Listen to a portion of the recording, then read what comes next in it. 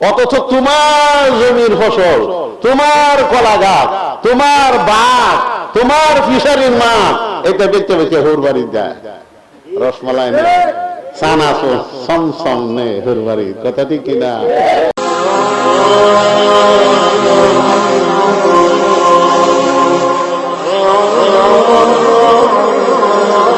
আলহামদুলিল্লাহ, এটা তো নামাজ কাজা করা, আর এটা হলো জমাত ফেল করা। আমার ফির ও মসজিদে বলার পর থেকে আমার জানা মতে হক্তর নামাজ আমি জমাত ফেল করে দিছি, আমার স্মরণ হয় না। এটা শুকরিয়া তান বলছি, কি বলছি?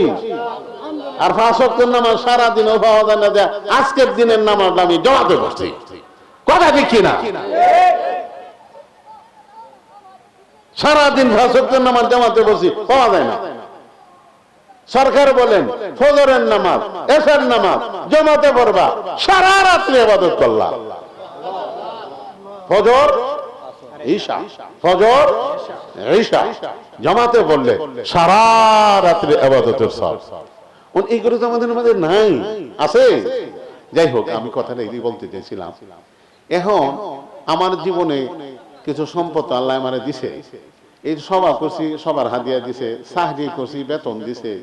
কথাটা বুঝুন, 8 টাক দিলেও বুঝে না, দিছে না। তো এই যে পয়সা টয়সা দিছে, এই তার কি পয়সা দিয়া কিছু জায়গা কিনছি, চৌরাস্তা কি কিনছি, জায়গা কিনছি।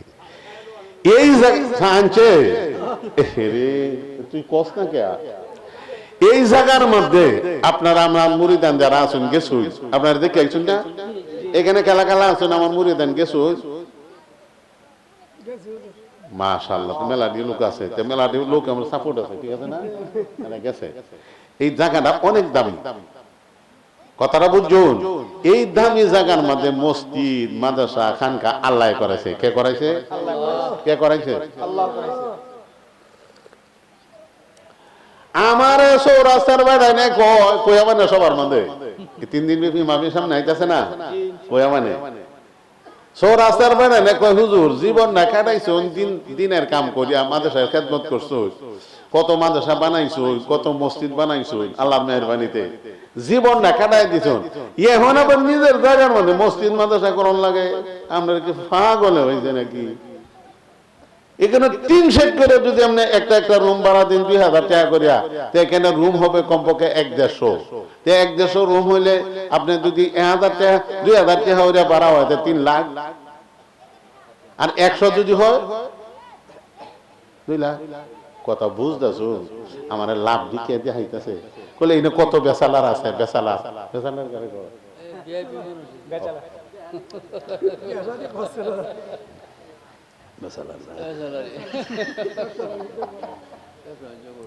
পরে আমি কইছি না, তোমরা যত কিছু কও, আমি আল্লাহর লগে আমি ব্যবসা করব। সুবহানাল্লাহ। আচ্ছা, ব্যবসা শুরু করছি কিনা? মসজিদও হয়ে গেছে, মাদ্রাসা হয়ে গেছে। ওখান আমার ভূতাই নেই, আমার লাগে দোয়া করলেও যাইবো, না করলেও যাইবো। কথা ঠিক কিনা?